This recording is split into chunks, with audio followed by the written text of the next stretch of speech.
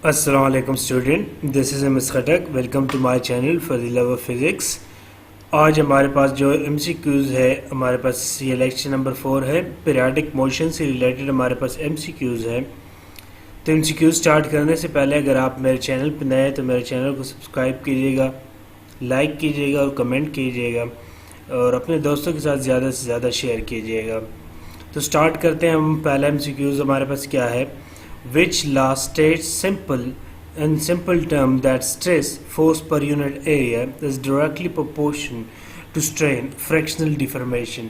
क्या कह रहा है कि हमारे पास कौन सा लास्ट ये स्टेट करता है कि स्ट्रेस जो होता है वो हमारे पास डायरेक्टली प्रोपोर्शनल होता है स्ट्रेन के। पहला ऑप्शन है हमारे पास न्यूटन लॉ, दूसरा है हुक्स लॉ, तीसरा हमारे पास केपलर लॉ है, चौथा हमारे पास डी ऑप्शन जो है ओम्स लॉ। न्यूटन्स लॉज जो है वो मोशंस के लॉज है, केपलर्स की जो लॉज हैं वो हमारे पास प्लेनेटरी मोशन के हैं, ओम्स लॉ जो है वो हमारे पास v = IR है। तो हमारे पास जो हुक्स लॉ होता है, हुक्स लॉ, वो हमारे पास क्या होता है? सिंपल टर्म में वो होता है stress directly proportion to strain. तो इसमें से जो हमारे पास ऑप्शन बी है वो हमारे पास करेक्ट ऑप्शन है। नेक्स्ट हमारे पास है second, in simple harmonic motion SHM we have the conservation of kinetic energy, potential energy, total energy, electrical energy। तो जो सिंपल हार्मोनिक मोशन होता है उसमें हमारे पास जो कंजर्वेशन होती है वो हमारे पास किसकी होती है? टोटल एनर्जी की। तो जो ऑप्शन हमारे पास सी है वो हमारे पास इसमें करेक्ट ऑप्शन है। नेक्स्ट हमारे पास है third number MCQ. The angular frequency, time period and frequency in simple harmonic does not depend upon mess, force constant, amplitude और ऑल ऑफ द अबव। तो जो हमारे पास एंगुलर फ्रीक्वेंसी, टाइम पीरियड और frequency है simple harmonic motion में, वो हमारे पास amplitude पे डिपेंड नहीं करती। तो ऑप्शन हमारे पास जो सी है वो हमारे पास करेक्ट ऑप्शन है, एम्पलीट्यूड। नेक्स्ट हमारे पास है the angular frequency, time period and frequency of a simple pendulum depends only on mass and amplitude, mass and acceleration, amplitude and mass या length and acceleration। तो जो एंगुलर फ्रीक्वेंसी हो गया, time period हो गया, फ्रीक्वेंसी हो गया, simple frequency, simple pendulum को वो हमारे पास डिपेंड करता है लेंथ और एक्सेलरेशन पे। तो ऑप्शन जो हमारे पास डी है ये हमारे पास करेक्ट है कि लेंथ एंड एक्सेलरेशन। नेक्स्ट हमारे पास है fifth MCQs. When the restoring force is directly proportion to blank from equilibrium the oscillation is called simple harmonic motion SHM। तो ये हमारे पास डेफिनेशन है सिंपल हार्मोनिक मोशन की, SHM की। So when the restoring force is directly proportion to displacement, तो हमारे पास डिस्प्लेसमेंट के डायरेक्टली प्रोपोर्शन हो ऐसे फ्रॉम इक्विलिब्रियम, तो ऐसे ऑसिलेशन को हम क्या कहते हैं? Simple harmonic motion SHM। तो ऑप्शन जो हमारे पास ए है इसमें हमारे पास ऑप्शन ए करेक्ट है। नेक्स्ट हमारे पास seventh MCQs. Which of the following physical systems और example of simple harmonic oscillator? Mass on spring, option B है mass on pendulum, uniform circular motion और ऑल ऑफ अबव। तो हमारे पास जो 7 का हमारे पास है वो हमारे पास कौन से सारे जो हमारे पास ये फिजिकल सिस्टम है ये एग्जांपल्स है हमारे पास सिंपल हार्मोनिक ऑसिलेटर के। तो हमारे पास जो ऑप्शन डी है करेक्ट है इसमें।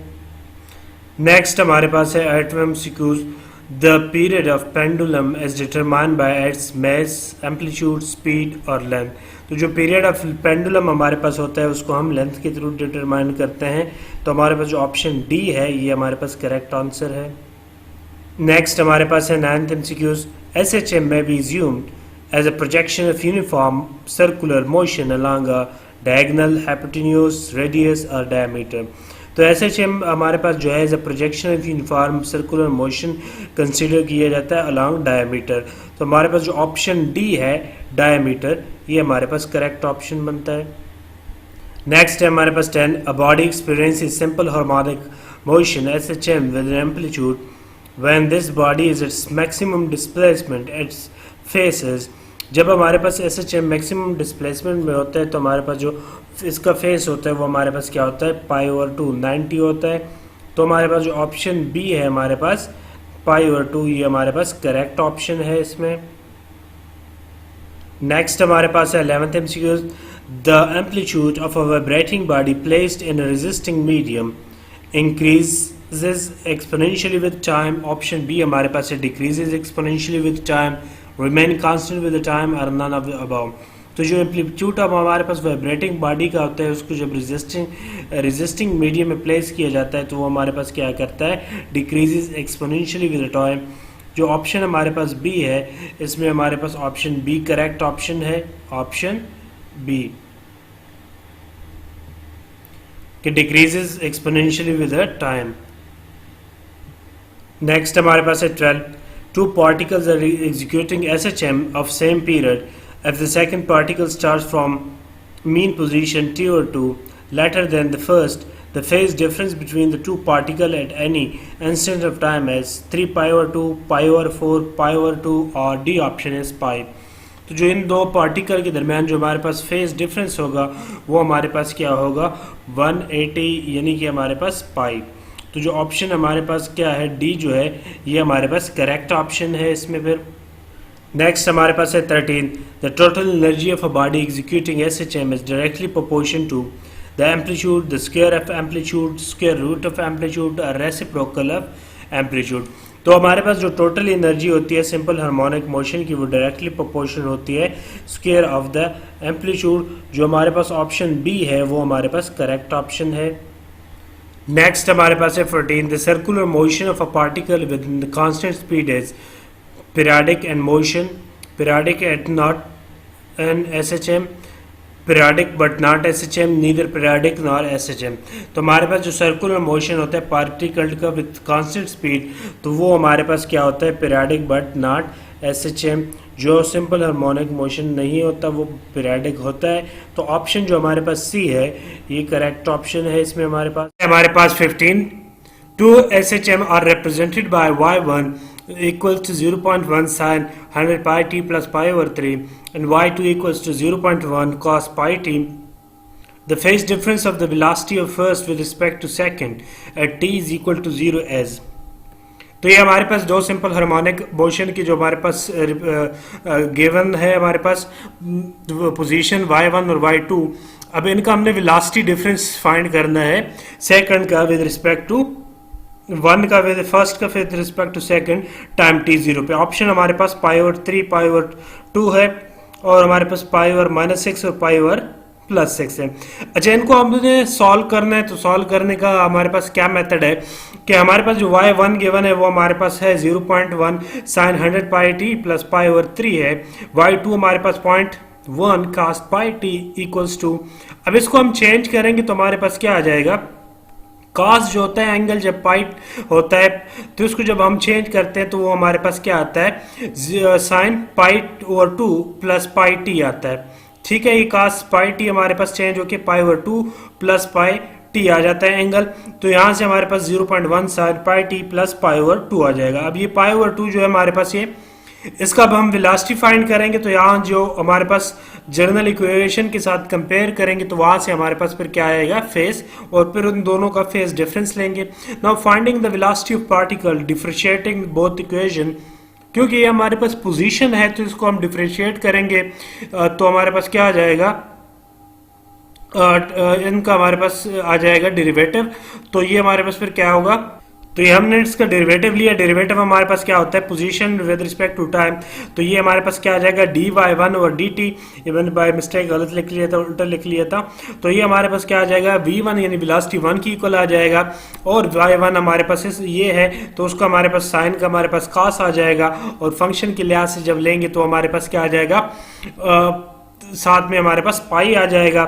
तो हमारे पास क्या आ जाएगा, 100 पाई कास into 100 pi T plus pi over 3 आ जाएगा। सेकंड का हम डेरिवेटिव लेंगे dy2 और dt, तो वो v2 हो जाएगा हमारे पास 0.1 उसी तरह आ जाएगा, और ये हमारे पास मल्टीप्लाई पाई कास, क्योंकि हमारे पास ये देखो साइन है, साइन का हमारे पास कास्ट आ जाएगा, और ये हमारे पास जो पाई है वो हमारे पास अंदर फंक्शन का आ जाएगा, ये पाई टी जो है, और टी का हमारे पास 0 आ जाएगा, 1 आ जाएगा प्लस पाई ओवर 2। तो ये हम जब तो हमारे पास 0.1 पाई कास पाई टी प्लस 0 और 2 आ जाएगा। अब हम जर्नल इक्वेशन के साथ जब इस इक्वेशन को कंपेयर करते हैं, जर्नल इक्वेशन हमारे पास क्या होती है SHM की कि x equals to a sine omega t plus 5। अभी जो फाई होता है ये हमारे पास क्या होता है, फेस होता है। So given that at t equals to 0 phase of motion phi so first particle का हम देखते हैं, तो हमारे पास ये देखो फाई की जगह हमारे पास इधर क्या है, ये हमारे पास इधर देखो, ये हमारे पास इस इक्वेशन के साथ जब हम कंपेयर करते हैं कि x equal to sine A sine, ये हमारे पास एम्पलीट्यूड हो गया, ये एंगल हो गया, ये pi t angle omega t angle plus ये हमारे पास फाई क्या हो गया फेज। तो यहाँ हमारे पास एक इक्वेशन 1 का ये पाई ओवर 3 हो गया, और ये जो दूसरी इक्वेशन है y2 वाली वेलोसिटी 2 वाली, उसका हमारे पास पाई ओवर 2 और ये पाई ओवर 3, ये हमारे पास फाई आ रहा है यानी कि फेज आ रहा है। अब क्योंकि हमें डिफरेंस का कहा गया है, जब डिफरेंस लेंगे तो pi over 3 first respect to second minus pi over 2, तो ये जब हम एलसीएम लेंगे तो हमारे पास क्या आ जाएगा, pi over minus pi over 6 आ जाएगा। तो माइनस पाई ओवर 6 हमारे पास क्या हो जाएगा, फेस डिफरेंस आ जाएगा। तो इसका जो हमारे पास करेक्ट आंसर बनता है वो हमारे पास फिर क्या है, 5 ओवर 6। तो हमारे पास जो ऑप्शन सी बनता है पाई माइनस पाई ओवर 6, ये हमारे पास क्या है, करेक्ट ऑप्शन है। इस हमारे पास जो दो सिंपल हार्मोनिक मोशन के पोजीशन गिवन थे उसका हमने फेज डिफरेंस फाइंड करना था, तो उसके लिए हमने क्या किया, एंगल एक का चेंज किया और फिर हमने वेलोसिटी फाइंड की, और जो हमारे पास फिर जनरल इक्वेशन के साथ x equal to A sine omega T plus phi हमारे पास फेस होता है, कंपेयर किया और दोनों का जो फेस डिफरेंस लिया, तो हमारे पास आंसर क्या आ गया, माइनस पाई ओवर 6। तो हमारे पास सी ऑप्शन करेक्ट ऑप्शन है। नेक्स्ट हमारे पास है 16, if E is the total energy of particle experiencing SHM and A is the amplitude, the E and A are related as. अब हमारे पास क्या होता है, टोटल एनर्जी का जो फार्मूला होता है हमारे पास सिंपल हार्मोनिक मोशन में, वो हमारे पास E इक्वल्स टू हाफ के ए स्क्वायर होता है, E इक्वल्स हाफ के ए स्क्वायर। अब E हमारे पास फिर डायरेक्टली प्रोपोर्शन आ जाता है ए स्क्वायर के, तो E हमारे पास directly proportion to A square, ये हमारे पास फिर इक्वेशन नंबर जो D है ये हमारे पास इसमें करेक्ट ऑप्शन बन जाता है। नेक्स्ट हमारे पास है 17, the displacement of a particle in SHM in one time period is 0a 2a 4a। अब हमारे पास जो डिस्प्लेसमेंट होता है, क्योंकि वो वेक्टर क्वांटिटी है, और किसी भी जैसे हम सिंपल पेंडुलम लेते हैं कि हमारे पास इसको हम यहाँ तक स्ट्रेच करते हैं, ये हम इसको कह देते हैं कि ए है, तो यहाँ से यहाँ तक ए, फिर ये वापस यहाँ आता है, तो ये हमारे पास फिर क्या हो जाता है, ए हो जाता है, यानी 2a हो गया, फिर यहाँ जाता है 3a, और फिर जब ये हमारे पास मीन पोजीशन पे आता है तो हमारे पास टोटल 4a बनता है। मगर क्योंकि डिस्प्लेसमेंट है तो ये जितना डिस्टेंस इधर तय करता है उतना ही इधर हमारे पास वो ट्रेवल करता है, तो हमारे पास डिस्प्लेसमेंट में क्योंकि वेक्टर क्वांटिटी है डायरेक्शन आ जाती है, तो ये हमारे पास एक दूसरे को अपोजिट डायरेक्शन में चले जाते हैं, कैंसिल कर देते हैं। तो यहां से हमारे पास क्या हो जाता है कि जो डिस्प्लेसमेंट है वो हमारे पास इसका 0 हो जाता है सिंपल हार्मोनिक मोशन में of a particle in one time period में, ठीक है, ऑप्शन ए हमारे पास। और अगर हमारे पास डिस्टेंस का पूछा जाए तो डिस्टेंस क्योंकि स्केलर क्वांटिटी है, जो टोटल हमारे पास लेंथ होगा वो हमारे पास डिस्टेंस होगा, तो ए 2a यहाँ से फिर 3a और यहाँ तक फिर हमारे पास 4a आ जाएगा। तो क्या हमने लिखा है कि one time period the particle in SHM comes back to its original position, जहां से हम स्टार्ट लेते हैं टाइम पीरियड वहां तक हमारे पास कंप्लीट होता है, तो ओरिजिनल पोजीशन पे वो पार्टिकल आ जाता है। So the displacement will be 0, क्योंकि हमारे पास वेक्टर क्वांटिटी है, डायरेक्शन आ जाती है, but distance travel will be 4 time, क्योंकि हमारे पास जो डिस्टेंस होता है वो टोटल लेंथ ट्रेवल्ड है, तो टोटल लेंथ जितना हमारे पास 4 टाइम बनता है वो, तो वो 4 आ जाएगा। So the option A is correct कि हमारे पास ये 0 आ जाएगा। तो ऑप्शन जो हमारे पास करेक्ट है इसमें वो हमारे पास ऑप्शन ए है। नेक्स्ट हमारे पास है 18, the frequency of simple harmonic motion is 100 hertz, it's time period is.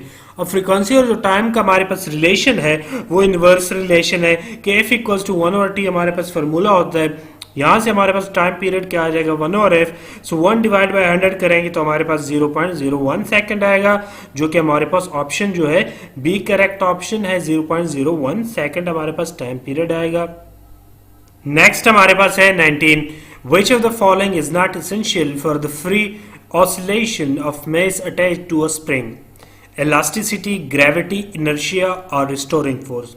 तो इन चारों में से जो हमारे पास essential नहीं है हमारे पास mass attached to the spring system के लिए जरूरी नहीं है, वो हमारे पास क्या है, ग्रेविटी है, क्योंकि mass attached to the system हमारे पास क्या होता है उसकी हमारे पास पोजीशन लेवल 0 होती है, यानी हम उसको नीचे रखते हैं, यानी सरफेस पे रखते हैं, तब हमारे पास उसको हम परफॉर्म करते हैं, तो हमारे पास ग्रेविटी का उस पर वो हमारे लिए एसेंशियल नहीं होता। बाकी इलास्टिसिटी, इनर्शिया और रिस्टोरिंग फोर्स ये हमारे लिए एसेंशियल है। तो ऑप्शन हमारे पास बी करेक्ट है इसमें। नेक्स्ट हमारे पास है 20, विच of the following quantities associated with simple harmonic motion do not very periodically? Velocity, displacement, acceleration और द टोटल एनर्जी। तो हमारे पास जो सिंपल हार्मोनिक मोशन में है, जो पीरियडिकली वेरी नहीं करती, वो हमारे पास क्या है? Total energy. अब डिस्प्लेसमेंट या हमारे पास वेलोसिटी और एक्सेलरेशन ये हमारे पास वेरी कर लेती है। टोटल एनर्जी क्योंकि सिंपल हार्मोनिक मोशन में हमारे पास क्या आती है? रिमेन सेम या कांस्टेंट होती है, कभी पोटेंशियल में चेंज हो जाती है, कभी काइनेटिक एनर्जी में फॉर्म चेंज करती है, मगर टोटल एनर्जी जो होती है वो हमारे पास सेम रहती है। तो ये हमारे पास पीरियडिकली चेंज नहीं होती। तो ऑप्शन जो हमारे पास डी है, टोटल एनर्जी, हमारे पास करेक्ट है। नेक्स्ट है हमारे पास 21, what is the number of degrees of freedom of oscillating simple pendulum? 1, 2, 3 और 4। अब जो सिंपल पेंडुलम होते हैं उसके नंबर ऑफ डिग्री हमारे पास कितनी होती है? Freedom, number of degrees of freedom. तो हमारे पास there are 2 degrees of freedom in it. One translation along which the pendulum bob moves. एक हमारे पास जो ट्रांसलेशन होती है जिसमें हमारे पास जो बॉब होता है वो हमारे पास मूव करता है। And the second one is the rotational, the hinge about which is form in arc motion, या जो हमारे पास एंगल फॉर्म होता है आर्क मोशन की वजह से। तो हमारे पास टोटल हमारे पास 2 डिग्रीज होते हैं, एक ट्रांसलेशन की वजह से और एक जो आर्क बनता है यानी जो एंगल थीटा बनता है वो। तो ऑप्शन हमारे पास जो है बी इसमें करेक्ट ऑप्शन है कि 2 डिग्रीज ऑफ फ्रीडम होती है सिंपल हार्मोनिक पेंडुलम में। नेक्स्ट हमारे पास है 22, the graph between the restoring force and the time in SHM is straight line, parabola, sine curve और सर्कल। अब अगर हम टाइम जो ग्राफ है उसके लिए हम अगर इक्वेशन देखें रिस्टोरिंग फोर्स की और टाइम की, तो उससे हमें पता चलता है कि हमारे पास कौन सा ग्राफ है। अब वी नो फॉर SHM जो x हमारे पास जनरल इक्वेशन होती है, x equal to a sine omega t plus phi होता है या थीटा होता है, and f is equal to के एक्स। अब यहाँ से हमारे पास क्या आ जाएगा? x की जगह अगर ये हम वैल्यू पुट करें तो साइन हमारे पास साइन थीटा आ रहा है, इसमें एंगल साइन का आ रहा है, तो इससे हमारे पास जो ग्राफ बनेगा वो साइन कर्व बनेगा। तो इसमें से जो हमारे पास करेक्ट ऑप्शन बनता है वो ऑप्शन हमारे पास क्या है? Option C. तो ऑप्शन सी हमारे पास इसमें करेक्ट है कि हमारे पास कौन सा बनेगा? f इक्वल टू के एक्स, तो f इक्वल टू हमारे पास k a sine omega T plus five या प्लस थीटा। तो यहाँ से हमारे पास पता चलता है कि ये हमारे पास साइन कर्व बनेगा। तो ऑप्शन हमारे पास सी साइन कर्व करेक्ट है। नेक्स्ट हमारे पास है 23, how many radians is the phase difference between the velocity and displacement as SHM?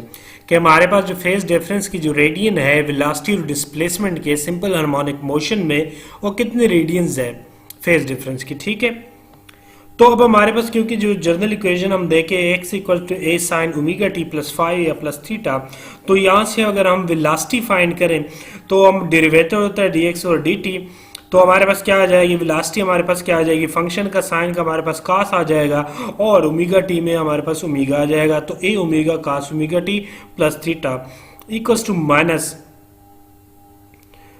A sine a omega sine into pi theta plus omega T plus theta plus 5/2।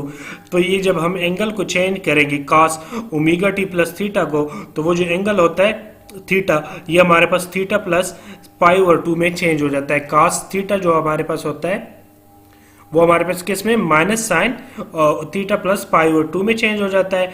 तो sense हमारे पास क्योंकि जो कास π/2 plus x होता है वो हमारे पास minus sine x की इक्वल होता है। तो यहाँ इस वजह से हमारे पास माइनस साइन और एक्स आ गया।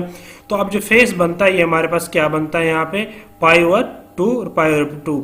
तो फेज डिफरेंस जो वो होगा हमारे पास फिर क्या होगा? π/2। तो ये हमने एंगल चेंज किया, वहां से हमने वेलोसिटी लिया, फिर एंगल चेंज किया, तो हमारे पास क्या आ गया? π/2। तो ऑप्शन जो बी है हमारे पास करेक्ट ऑप्शन है इसमें। नेक्स्ट हमारे पास 24 है, what is the time period of a second pendulum? अब सेकंड पेंडुलम का जो टाइम पीरियड होता है वो हमारे पास टाइम पीरियड वो टाइम होता है जिसमें हमारे पास वो वन कंप्लीट रोटेशन या वन कंप्लीट हमारे पास वो तय करता है सिंपल पेंडुलम कंप्लीट करता है साइकिल।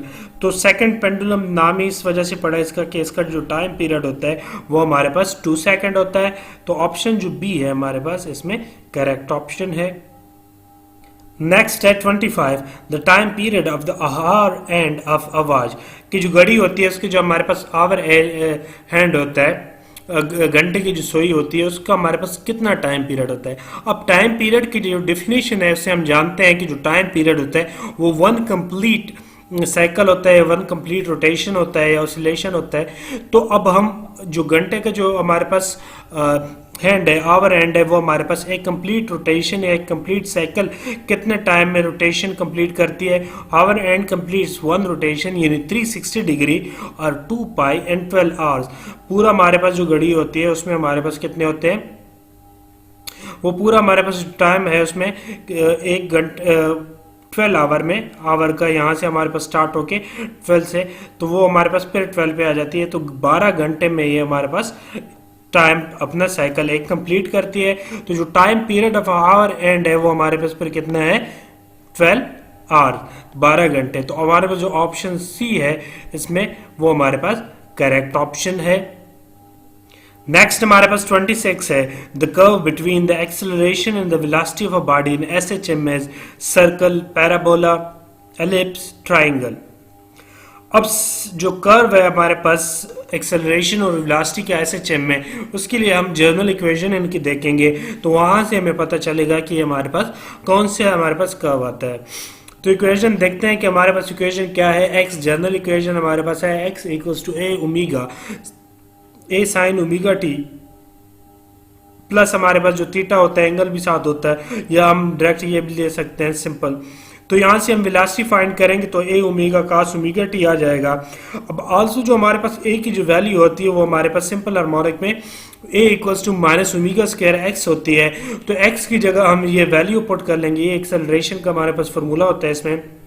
तो जो एक्स है इसमें की जगह हमने क्या पुट कर लिया है, ये ए साइन ओमेगा टी। तो हमारे पास a omega square sine omega t आ गया।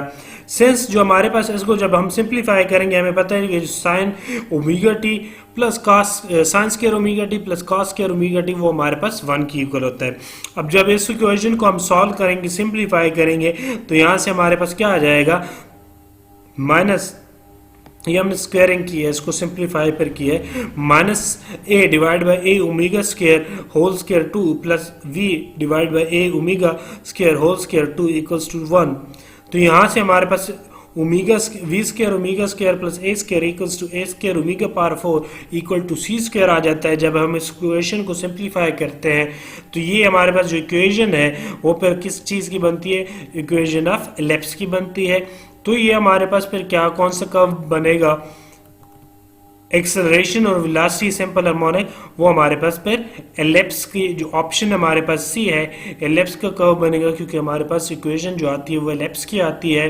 We square omega square plus A square equals to A square omega 4 equals to C square, जो कि एलिप्स की इक्वेशन है। तो ऑप्शन सी हमारे पास करेक्ट ऑप्शन है इसमें। नेक्स्ट है हमारे पास 27, which of the following exhibit chaotics behaviour. Option है हमारे पास double pendulum, inverted pendulum, pendulum और नन ऑफ अबव। जो क्योटिक बिहेवियर होता है वो हमारे पास क्या होता है, डिफिनीशन अगर हम इसकी देखें वो हमारे पास mathematical conception that some phenomena that seem random may be of deterministic order highly sensitive to initial condition and perturbation. Perturbation हमारे पास कहता है डिस्टर्बेंस को, ठीक है। तो क्या हमारे पास क्या कहता है कि जो मैथमेटिकल कंसेप्शन है कि जो सम कुछ फिनोमेना वो हमारे पास होती है, क्या होती है, रैंडम होती है। और ये हमारे पास जो रैंडम हम जो दिखती है वो हमारे पास क्या हो सकती है, डिटरमिनिस्टिक होती है और हाईली सेंसिटिव होती है इनिशियल और डिस्टर्बेंस के। तो ये हमारे पास जो जिसमें मैथमेटिकल कंसेप्शन में तो हमारे पास ऐसी लगती है कि वो रैंडम है, मगर एक्चुअली वो हमारे पास हाईली सेंसिटिव होती है इनिशियल कंडीशन और डिस्टर्बेंस के, पर्टर्बेशन के।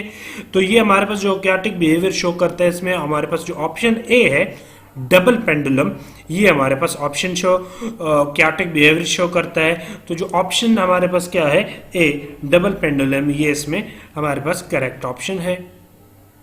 नेक्स्ट हमारे पास है 28. The potential energy of a simple pendulum eight rest is 10 joule and its mean kinetic energy is 5 joule. Its total energy at any instant will be 5, 10 joule, 15 joule or 20 joule. अब देखो हमारे पास जो क्या है कि total energy of the system remain constant. किसी भी सिस्टम की जो हमारे पास टोटल एनर्जी होती है वो कांस्टेंट होती है, क्योंकि अब हमारे पास गिवन है कि हमारे पास जो पोटेंशियल एनर्जी है एट रेस्ट वो 10 जूल है और total energy must be 10 joule as the kinetic at rest is 0. क्योंकि हमारे पास पोजीशन के लिहाज से पोटेंशियल एनर्जी है, रेस्ट पे है बॉडी, तो वो हमारे पास 10 जूल है, तो काइनेटिक एनर्जी ऑटोमेटिकली हमारे पास 0 हो जाती है. मीन काइनेटिक एनर्जी जो है इसमें हमारे पास इसका कोई यूज नहीं है, यूजलेस डेटा है, क्योंकि हमने टोटल एनर्जी फाइंड करनी है, मीन एनर्जी नहीं फाइंड करनी. अब टोटल एनर्जी जो हमारे पास होती है वो सम होती है काइनेटिक प्लस पोटेंशियल की, और अगर पोटेंशियल हमारे पास 10 जूल है, बॉडी रेस्ट पे है, काइनेटिक 0 हो जाएगी, तो जो बनती है टोटल एनर्जी वो हमारे पास क्या बनती है 10 प्लस 0, जो कि हमारे पास 10 जूल ही आती है. जो ऑप्शन हमारे पास करेक्ट है वो हमारे पास फिर ऑप्शन बी है कि 10 जूल, तो ऑप्शन बी हमारे पास इसमें करेक्ट ऑप्शन है. नेक्स्ट है 29 हमारे पास. The time period of torsional pendulum is t equals to pi c over I under root, t equals to 2 pi c over I under root, t is equal to 2 pi I over c under root, और t equals to pi I c over under root. तो हमारे पास क्या होता है कि हमारे पास torrential pendulum जो होता है वो ओमेगा उसमें होता है c over i whole under root. तो यहाँ से हमारे पास टाइम पीरियड क्या होता है t equals to 2 pi over omega. तो यहाँ से हमारे पास ओमेगा की वैल्यू इन्वर्ट आ जाती है कि 2 पाई i ओवर c. तो 2 पाई i ओवर c जो है वो हमारे पास ऑप्शन सी करेक्ट है कि जो टाइम पीरियड होता है टॉरेंशियल पेंडुलम का वो हमारे पास क्या होता है t equals to 2 pi i over c under root. तो ऑप्शन सी हमारे पास इसमें करेक्ट ऑप्शन है. हमारे पास है 30. Restoring force in the simple harmonic motion is centripetal, fractional, conservative और नॉन कंजर्वेटिव. तो जो हमारे पास रिस्टोरिंग फोर्स है सिंपल हार्मोनिक मोशन में वो हमारे पास क्या होती है कंजर्वेटिव होती है. कैसे हमें पता चलता है, पहले हम डिफिनीशन देखते हैं. Conservative force is the force with the property that the work done in a moving particle between 2 point is independent of the path taken. जो वर्क डन होता है हमारे पास कंजर्वेटिव फोर्स में वो पाथ टेकन पे जो हम जो भी पाथ यूज करते हैं वर्क डन के लिए किसी भी सिस्टम में वो अगर इंडिपेंडेंट हो, जो वर्क डन है पाथ क्या इंडिपेंडेंट हो, पाथ पे वर्क डन डिपेंड ना करे, तो ऐसी फोर्स को हम क्या कहते हैं कंजर्वेटिव. अगर डिपेंड करे उसको हम नॉन कंजर्वेटिव कहते हैं. तो रिस्टोरिंग फोर्स जो है F equals to K is such a kind of force and it is conservative. जो हमारे पास रिस्टोरिंग फोर्स है F इक्वल टू K ये हमारे पास इंडिपेंडेंट ऑफ पाथ है, और ये हमारे पास फिर क्या है कंजर्वेटिव फोर्स. ये पाथ पे डिपेंड नहीं करता जब वर्क डन होता है हमारे पास सिंपल हार्मोनिक मोशन में. तो ये हमारे पास एज एक्ट करता है रिस्टोरिंग फोर्स जो है कंजर्वेटिव फोर्स के एक्ट करता है. तो जो ऑप्शन सी है हमारे पास वो करेक्ट ऑप्शन है इसमें. नेक्स्ट हमारे पास है 31. The time period of the seconds hand of a watch is.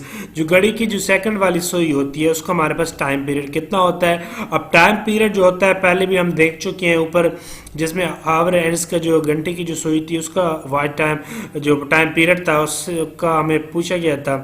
तो वन कंप्लीट रोटेशन हमारे पास 360 डिग्री जो होता है वो कंप्लीट करे तो वो हमारे पास 1 होता है टाइम पीरियड हो जाता है.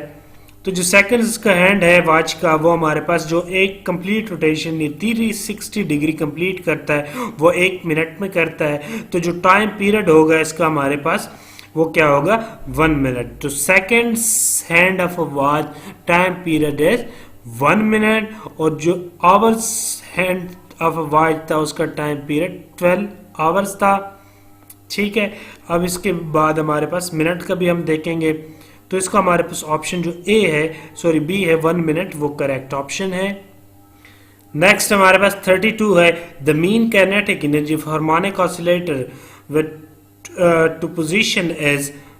तो हार्मोनिक जो हमारे पास काइनेटिक एनर्जी होती है मीन हार्मोनिक ऑसिलेटर की मीन काइनेटिक एनर्जी वो हमारे पास क्या है. अब जो एवरेज या मीन हमारे पास काइनेटिक एनर्जी होती है can be given as kinetic energy equals to integral minus A to A half K into A square minus x square. तो उसको हम इंटीग्रल लेंगे तो हमारे पास क्या आ जाएगा हाफ आ जाएगा और ए का हमारे पास ए क्यूब आ जाएगा, डिवाइड बाई 3 आ जाएगा, एक्स का ये हमारे पास 0 आ जाएगा। तो हमारे पास जो वैल्यू आएगी वो हमारे पास क्या आ जाएगी, ए की वैल्यू हम अपर और लोअर लिमिट पुट करेंगे, सिंप्लीफाई करेंगे तो K A cube divide by 3 आ जाएगा। और hence the kinetic energy with respect to mean position will be, mean position है, अब हमारे पास एक पोजीशन जो ए पे हम भी इसको डिवाइड करेंगे मीन पोजीशन निकालने के लिए। So k A cube divide by 3 divide by whole divide by a कर लेंगे मीन पोजीशन के लिए, तो हमारे पास k A square divide by 3 आ जाएगा। तो K A square divide by 3 जो कि ऑप्शन हमारे पास क्या है, बी ऑप्शन है। तो हमारे पास जो ऑप्शन बी है के ए स्क्वायर डिवाइड बाई 3 ये हमारे पास करेक्ट ऑप्शन है इसमें। नेक्स्ट हमारे पास है 33, what is the maximum time period of a simple pendulum, कि जो सिंपल पेंडुलम का है उसका मैक्सिमम हमारे पास टाइम पीरियड ज्यादा से ज्यादा मैक्सिमम क्या हो सकता है। तो ये हमारे पास अब क्या करेंगे, मैक्सिमम टाइम पीरियड हमारे पास क्या है 84.6 मिनट है, 1 डे है, 12 आवर है, 1 ईयर। तो इसके लिए हम एज्यूम करेंगे चीज़, ठीक है, क्योंकि ये हाइपोथेटिकल है, ये इतना पॉसिबल नहीं है। अब मैक्सिमम के लिए हम फिर क्या करेंगे, चीज़ों को हाइपोथेटिकली ये सपोज करेंगे वैल्यू कि टी इक्वल्स टू हमारे पास 2 पाई एल ओवर जी है हमारे पास होल अंडर रूट, ये हमारे पास टाइम पीरियड का फॉर्मूला है। On surface of earth if we suppose the pendulum thread has the length of, ये हमारे पास जो रेडियस ऑफ अर्थ है इतने मीटर हमारे पास, यानी 6.4 एक्सपोनेंशियल 6 हमारे पास क्या है, इसका हमारे पास लेंथ है मीटर, जो कि रेडियस ऑफ अर्थ है, ये हमने हाइपोथेटिकल लिए, कंप्लीटली थॉट है। So we get the period, और जो जी की वैल्यू है हमारे पास क्या है 9.8, और जो लेंथ है हमने रेडियस ऑफ अर्थ लिया है 6.4 एक्सपोनेंशियल 5, जो बनता है 1 2 3 4 5, ठीक है। तो ये हमारे पास बनता है 6.4 एक्सपोनेंशियल 6 डिवाइड बाई 9.8, आई की वैल्यू हमारे पास जो अर्थ की रेडियस है वो हमारे पास कितना होता है 6.4 एक्सपोनेंशियल 6 मीटर होता है। तो सिंप्लीफाई करेंगे 2 पाई से मल्टीप्लाई करेंगे तो हमारे पास क्या आ जाएगा 5077.5 सेकंड। सेकंड को हम, ये हमारे पास टाइम पीरियड आ जाएगा सेकंड में, और सेकंड को हम फिर डिवाइड करेंगे 60 से तो मिनट आ जाएगा, जो कि हमारे पास 84.6 मिनट बनेगा। ये हमारे पास कंप्लीटली हाइपोथेटिकल है, पॉसिबल नहीं है। The present situation presented here is completely hypothetical because दो रीजन है इसके। Magnitude of gravitational acceleration decrease as we move away from the surface of Earth, so the value of g for the whole pendulum is not constant, क्योंकि हमारे पास g की value जब move करते हैं तो हमारे पास डिक्रीज होती है, इसमें चेंज आता है, पेंडुलम की लेंथ ज्यादा होगी तो वो हमारे पास g की वैल्यू कांस्टेंट नहीं रहेगी। All the point with maximum at surface on the equator, जो कि अगर इक्वेटर पे हम ले तो 9.86 मीटर होगी, और लोएस्ट पेंडुलम बॉब, जहां पे बॉब होगा हमारे पास पेंडुलम का वो 2.45 मीटर पर सेकंड जी की वैल्यू होगी। दूसरा हमारे पास जो pendulum with 6400 kilometer as a length, जो कि हमारे पास रेडियस ऑफ अर्थ है 6.4 एक्सपोनेंशियल 6 मीटर, अनइमेजिनेबल है, ये हमारे पास इम्पॉसिबल है ऑलमोस्ट सेटअप करने के लिए। तो इसलिए हमने जो ली है सारी हाइपोथेटिकल चीजें ली है, सपोज वैल्यू ली है कि जो मैक्सिमम पीरियड अगर आएगा हमारे पास पेंडुलम का, वो हमारे पास जो 1 रोटेशन यानी 1 complete pendulum 1 complete rotation complete करेगा, वो हमारे पास यहाँ से यहाँ तक और फिर जब हमारे पास यहाँ तक आएगा एक पेंडुलम यानी एक कंप्लीट साइकिल कंप्लीट करेगा, वो हमारे पास 84.6 मिनट में कंप्लीट करेगा। तो ऑप्शन हमारे पास फिर जो बनता है वो हमारे पास ऑप्शन ए है कि 84.6 मिनट, ये हमारे पास मैक्सिमम टाइम पीरियड है सिंपल पेंडुलम का। ऑप्शन ए हमारे पास करेक्ट है। नेक्स्ट हमारे पास है 34। अब 34 में हमारे पास क्या है कि the differential equation representing SHM of a particle is D square double derivative with respect to time plus omega square Y equals to. अब ये जो हमारे पास इक्वल्स होता है, सिंप्लीफाई करते हैं तो हमारे पास ओमेगा ओवर 2 पाई होता है, ठीक है। तो इसमें जो हमारे पास जो ऑप्शन सी है ये हमारे पास करेक्ट है, ओमेगा ओवर 2 पाई। वैसे अगर इस इक्वेशन के बारे में हमारे से पूछे तो ये हमारे पास डैम्पिंग को रिप्रेजेंट करता है, ठीक है। तो ये डैम्पिंग को रिप्रेजेंट करता है इक्वेशन, और ये हमारे पास ओमेगा डिवाइड बाय 2 पाई, इसको सिंप्लीफाई करने से हमारे पास आ जाएगा। तो जो ऑप्शन सी है हमारे पास इसमें करेक्ट बनता है। फिर नेक्स्ट हमारे पास है 35। The equation of harmonic oscillator is given by double derivative of time dy square by dt square plus k equals to 0, where k is the positive constant. What is the time period of motion? ये हमारे पास equation given है harmonic oscillator का, इसका हमने time period find करना है। अब हम करेंगे क्या टाइम पीरियड फाइंड करने के लिए? टाइम पीरियड का जो हमारे पास फार्मूला होता है वो हमारे पास t इक्वल्स टू 2 पाई और ओमेगा होता है हार्मोनिक ऑसिलेटर के केस में। अब ये हमने इक्वेशन को है डी स्क्वायर वाई और D T square equals to जो प्लस के वाई है इक्वेशन की उस साइड पे लेके गए माइनस के वाई। अब हमारे पास क्योंकि ये जो डबल डेरिवेटिव है ये हमारे पास एक्सेलरेशन होता है, a इक्वल टू माइनस के ए आ जाएगा, और जो हार्मोनिक ऑसिलेटर में एक्सेलरेशन होता है जर्नल हमारे पास वो माइनस ओमेगा स्क्वायर और y की इक्वल होता है। तो यहाँ से हमारे पास minus k y equals to minus omega square y आ जाएगा, यानी कि हमारे पास क्या आ जाएगा, y और y कैंसिल हो जाएगा, और माइनस माइनस कैंसिल, तो ओमेगा स्क्वायर हमारे पास k की इक्वल्स आ जाएगा। यहाँ से हमारे पास ओमेगा जो है अंडर रूट के आ जाएगा। अब ओमेगा की जगह हम या 2 इक्वल्स टू 2 पाई और ओमेगा की जगह हमारे पास जो वैल्यू आई है वो हमारे पास क्या आई है, omega equal to under root K. तो यहाँ से हमारे पास जो टाइम पीरियड आ जाएगा, ओमेगा की जगह हम अंडर रूट के पुट कर लेंगे, तो 2 pi divide by under root K. तो 2 pi divide by under root K हमारे पास जो ऑप्शन बनता है वो हमारे पास सी ऑप्शन है। तो हमारे पास जो सी ऑप्शन है वो इसमें करेक्ट ऑप्शन है, 2 पाई डिवाइड बाय के। तो ऑप्शन सी हमारे पास करेक्ट है इसमें। नेक्स्ट है हमारे पास 36। The displacement equation of harmonic oscillator is given by y equals to a sin omega t minus b cos omega t। The amplitude of the particle is, ये हमारे पास harmonic oscillator के displacement की equation है। तो इसका हमने amplitude find करना है, यानी एम्पलीट्यूड जनरली हमारे पास जो फर्स्ट टर्म होता है वो, मगर इसमें देखो हमारे पास माइनस आ रहा है साइन पूरी इक्वेशन, और ये हमारे पास सिर्फ हमारे पास क्या है, डिस्प्लेसमेंट इक्वेशन है। अब इसको हम फिर इसको देखते हैं हम कैसे फाइंड करते हैं। तो फाइंड करने का हमारे पास क्या होता है कि जो डिस्प्लेसमेंट इक्वेशन होती है जर्नल इक्वेशन, ये हमारे पास हमने वो ली है पहले, जो हमने इक्वेशन हमें गिवन है a sin omega t minus b cos omega t। Let हमने किया है कि a equals to sin omega t है और b equal to a equals to a cos omega t है, और b हमारे पास फिर क्या है, a sin थीटा है। तो यहाँ हमारे पास a sin ओमेगा t की जगह sin ओमेगा t की जगह हमारे पास a बन जाएगा, और हमारे पास जो cos ओमेगा t है इसकी जगह हमारे पास b आ जाएगा। तो a square plus B square हमारे पास a स्क्वायर आ जाएगा। तो जर्नल हमारे पास क्या आ जाएगा, a square plus B square whole under root आ जाएगा।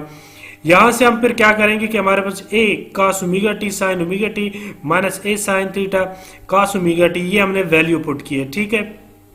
ये हमारे पास जर्नल वो आ गया, ये जो हमने लेट किया है इस इक्वेशन में हमने पुट किया है। तो y की जगह a की जगह हमने क्या पुट किया, a cos थीटा, ये हमने a की जगह a cos theta sin omega t ये आ गया, माइनस b की जगह a sin थीटा और cos ओमेगा t वही आ गया। सिंप्लीफाई करेंगे इसको, क्लोज फॉर्म में लिखेंगे तो ये हमारे पास फार्मूला बन जाता है साइन अल्फा माइनस बीटा का। तो a equals to a sin omega t minus theta आ जाएगा। ये हमारे पास जो कि फिर इक्वेशन बन जाती है सिंपल हार्मोनिक ऑसिलेटर की, और यहाँ से हम जो जर्नल हमने सपोज किया था यहाँ से हमारे पास इसका आ जाता है एम्पलीट्यूड, जो कि एम्पलीट्यूड इक्वल हमारे पास क्या आ जाएगा, a equals to a square plus b square whole under root. तो जो ऑप्शन हमारे पास है कि एम्पलीट्यूड क्या आ जाएगा, ये a square plus b square whole under root. Option जो डी है हमारे पास वो करेक्ट ऑप्शन फिर बनता है हमारे पास। नेक्स्ट हमारे पास है 37। A spring of force constant K is cut into 3 pieces, equal parts. The force constant of earth of each part will be, ये हमारे पास क्या है, each है, each part, ये हमारे पास each है हमारे पास each part। तो जो each part का हमारे पास क्या होगा, कितना हमारे पास कांस्टेंट होगा। तो हमारे पास क्योंकि जो फोर्स है वो हमारे पास इनवर्सली प्रोपोर्शन है उसके तो यहाँ हमारे पास फार्मूला हम देखते हैं, फार्मूले से हम पता हमें लग जाएगा कि हमारे पास जो फार्मूला होता है वो हमारे पास क्या होता है, फोर्स कांस्टेंट का F इक्वल्स टू के एक्स होता है और यहाँ हमारे पास K इक्वल टू F और X होता है। तो X is the length of spring है और ये हमारे पास फोर्स कांस्टेंट जो है वो इनवर्सली प्रोपोर्शनल है लेंथ के, जो X है। Since the spring has been divided into 3 parts, so the length of each part becomes 1/3. तीन हमने इक्वल पार्ट में किया है तो तीनों का हमारे पास क्या आ जाएगा, हाफ हाफ आ जाएगा, 1/3 आ जाएगा, यानी कि तीसरा हिस्सा आ जाएगा। Thus the spring constant of each part would be 3 times. अब ये हमारे पास क्या आ जाएगा, 1 और ये हमारे पास क्या आ जाएगा, हर पार्ट का हमारे पास 1/3 पार्ट आ जाएगा।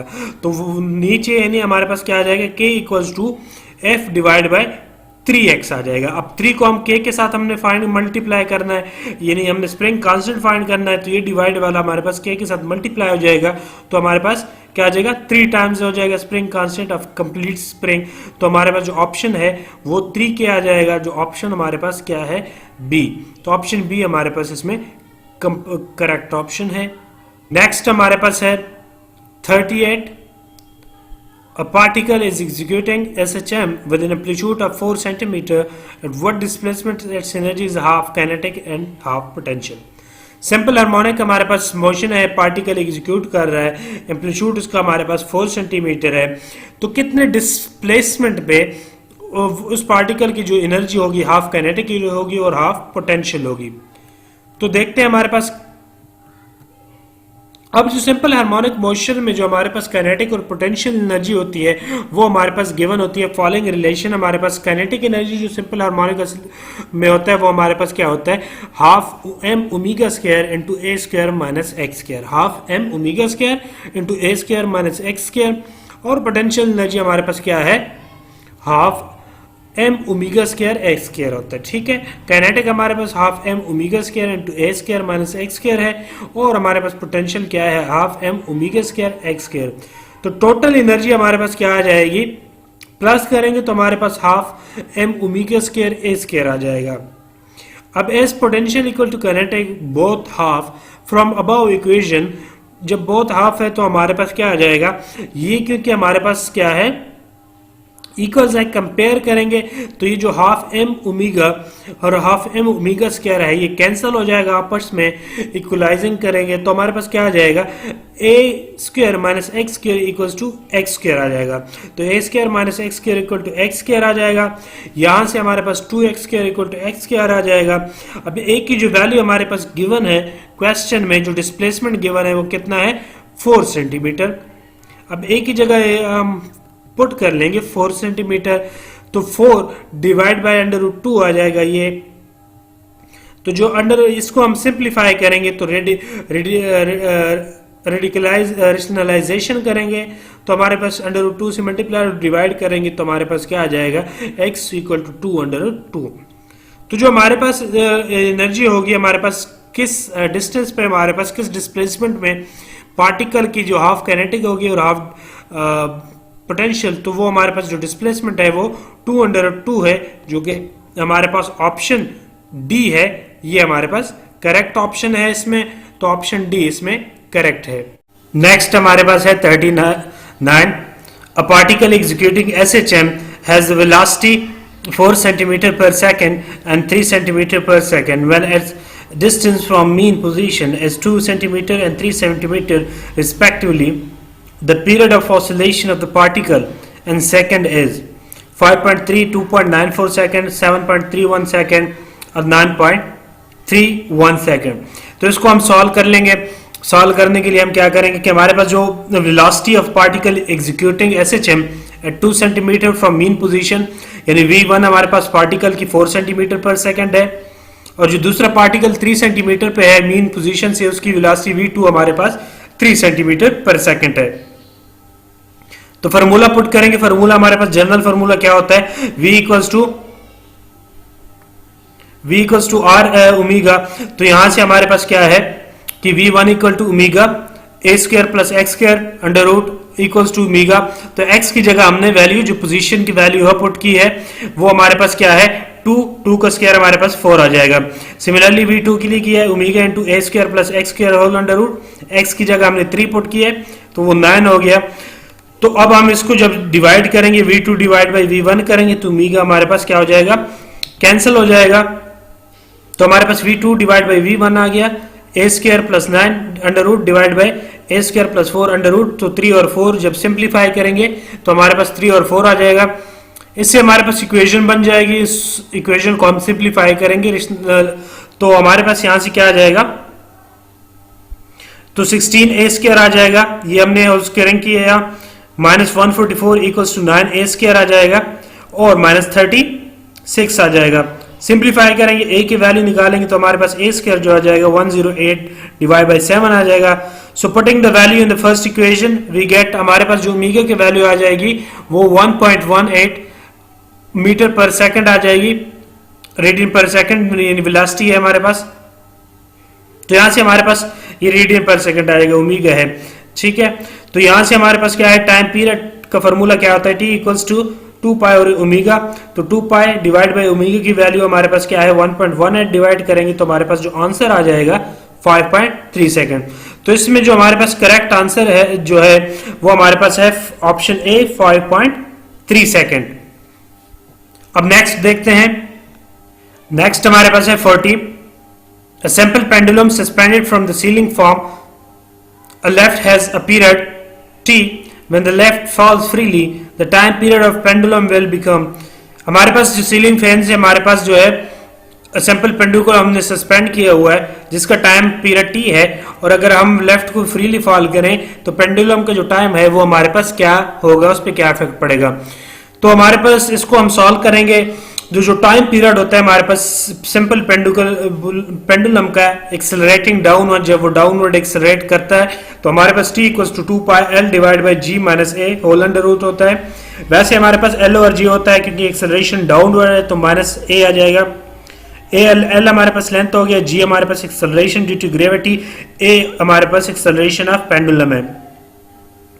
अच्छा, जब when left fall freely under gravity the net acceleration acting on the pendulum will be 0।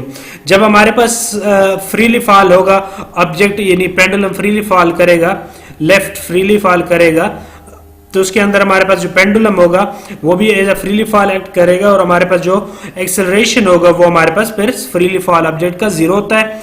तो यहां से हमारे पास एक्सेलरेशन जब 0 हो जाएगा, इधर हम 0 पुट कर लेंगे तो यहां से हमारे पास जो हम फ्रीक्वेंसी की वैल्यू हमारे पास फिर क्या आ जाएगी, 0 आ जाएगी।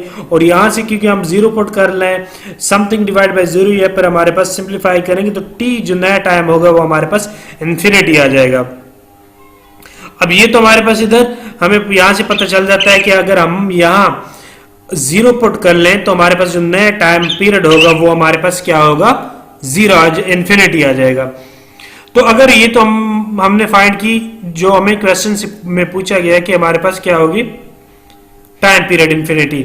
दूसरी चीज अगर हमसे फ्रीक्वेंसी पूछी जाए तो फ्रीक्वेंसी हमारे पास क्या होगी, फ्रीक्वेंसी हमारे पास 0 हो जाएगी। सो ऑसिलेटिंग सिस्टम के लिए कि since the frequency of oscillating system, ये हमारे पास क्या है, सिस्टम की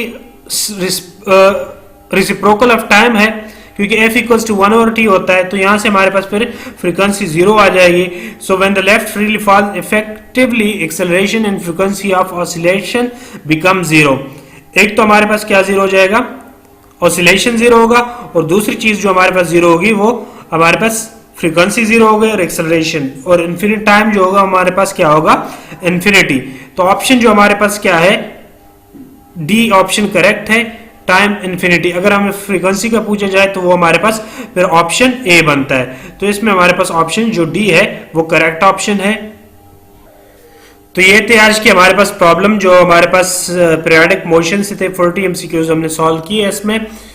तो आज के लिए इतना काफी। और दूसरी बात, अगर आपने ये हमारे पास लेक्चर 4 था, तो इसके अलावा अगर आपने लेक्चर 1, 2, 3 तो उसकी भी लिंक डिस्क्रिप्शन में गिवन है, तो वो आप वहां से भी देख सकते हैं। और इसके अलावा अगर आपको ये नोट्स पीडीएफ में चाहिए तो आप इसको डाउनलोड भी कर सकते हैं PDF फॉर्म में। मैं बहुत जल्द अपनी वेबसाइट physicslove02.blogspot.com पे अपलोड कर लूँगा। इसके अलावा अगर आपको मेरी ये वीडियो अच्छी लगी तो मेरे चैनल को सब्सक्राइब कीजिएगा, लाइक कीजिएगा, कमेंट कीजिएगा, फेसबुक पेज को फॉलो कीजिएगा और वीडियो को ज़्यादा से ज़्यादा दोस्तों के साथ शेयर कीजिएगा। सो आज के लिए इतना काफ़ी। Thanks for watching.